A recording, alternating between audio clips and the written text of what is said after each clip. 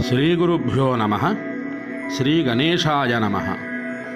గణేష పురాణాంతర్గతంగా ఉండేటటువంటి 16 మంది గణపతులలో యోగ గణపతి 10వ గణపతి. ఆయన ధ్యాన శ్లోకం: యోగారూఢో యోగ పట్టాభిరామో బాలార్కభస్యేంద్ర నీలాంశుకాడ్య పాశశేక్షూన్ యోగదండం దధానో పాయాన్నిత్యం యోగ విఘ్నేశ్వరో నః. ఈయన కేవలము యోగమూర్తి, మూలాధార స్థితుడైనటువంటి నిరంతరము జపధ్యాన తత్పరుడు.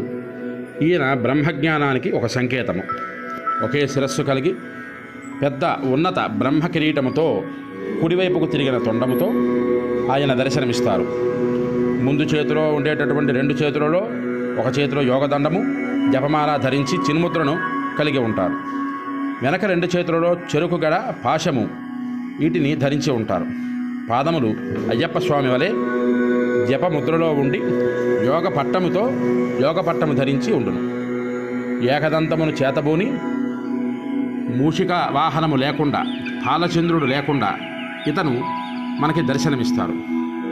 ఈ యోగ గణపతి తాలూకా ప్రధానమైనటువంటి లక్షణం, పూజ చేసేటటువంటి ప్రతి ఒక్కరికి కూడా బ్రహ్మజ్ఞానము సంపాదించాలి అనేటటువంటి బ్రహ్మజ్ఞాన కటాక్షానికై యోగ గణపతిని మనం ఆరాధన చెయ్యాలి.